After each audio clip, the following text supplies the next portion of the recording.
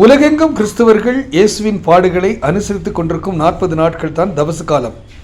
Easter திருவிழாவின் தயாரிப்பு காலம், உண்ணா நோன்பு, சிலுவை பாதை, ஆலயங்களுக்கு புனித பாத யாத்திரை என்று அனுசரித்துக் கொண்டிருக்கும் வேளையில் ஊட்டி புனித சூசையப்பர் ஆலயத்திற்கு 17ஆம் தேதி மாலை புனித உடற்போர்வையின் உண்மை நகல் வைக்கப்பட்டு சிறப்பு சிலுவை பாதை திருப்பலி நடைபெற்றது. இயேசு சிலுவையில் இறந்த பின் அவரின் உடலை அரிமத்தேயு சூசை என்ற செல்வந்தர் தனக்கு சொந்தமான தோட்டத்தில் இயேசுவின் உடலை அடக்கம் செய்தனர். அவரின் உடலை நறுமண தைலம் போடப்பட்ட லெனின் துணியால் உடல் போர்த்தப்பட்டது. 3ஆம் நாள் இயேசு உடலுடன் உயிர் பெற்று எழுந்து சென்றார். அந்த போர்வையில் இயேசுவின் உருவம் பதிந்து உலகை ஆச்சரியப்படுத்தியது.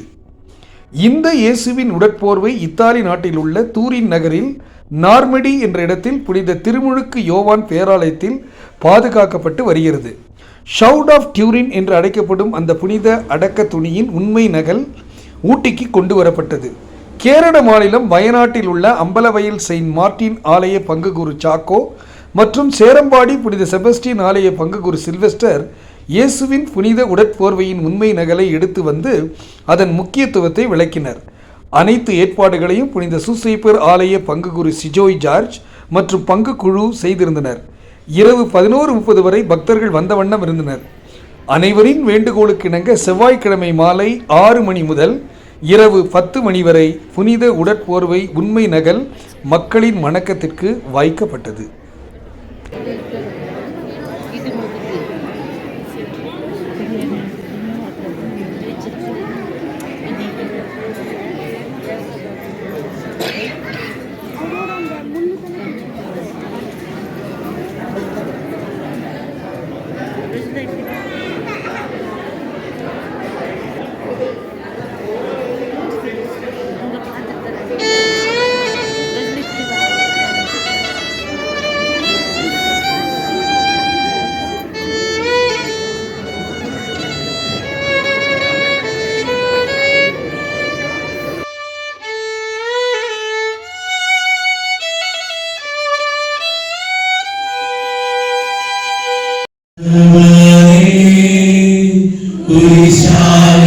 വിജയം കാഴ്ചവനേ നിവിധിയൊഴുക്കിയങ്ങേ കുരിശിന്റെ വഴിയേ വരുന്നു ഞങ്ങൾ. ലോകൈകനാഥാവിൻ ശിഷ്യനായി തീരുവാൻ ആശിപ്പോരെന്നുമെന്നും കുരിശുവാകിച്ചുനി കാൽപ്പാടു പിൻചൊല്ല കൽപ്പിച്ച നായക നിന്റെ രക്തത്താലിൻ പാപമാലിന്യം കഴുകേണമേ ലോകനാഥ. പ്രാരംഭ പ്രാർത്ഥന. നിത്യനായ ദൈവമേ, ഞങ്ങൾ അങ്ങേ ആരാധിക്കുന്നു. പാപികളായ മനുഷ്യർക്ക് വേണ്ടി ജീവൻ പരിഗണിക്കുവാൻ തിരുമനസ്സായ കർത്താവേ, ഞങ്ങൾ അങ്ങേക്ക് നന്ദി പറയുന്നു. അങ്ങ് ഞങ്ങളെ സ്നേഹിച്ചു, അവസാനം വരെ സ്നേഹിച്ചു. യേശുക്രിസ്തുവിൻ്റെ മൃതശരീരം പൊതിഞ്ഞടക്കിയത് യഹൂദ ആചാരപ്രകാരം ഒരു ലിനൻ ക്ലോത്തിൽ ആണ്. 14 അടി നീളവും 4 അടി വീതിയുമുള്ള ലിനൻ ക്ലോത്തിൽ ആദ്യത്തെ പകുതി ഭാഗത്ത് കാല് തലവരെ വന്നു. തലയിലൂടെ മടക്കി കാൽഭാഗത്തേക്ക് മടക്കിയാണ് അടക്കിയത്.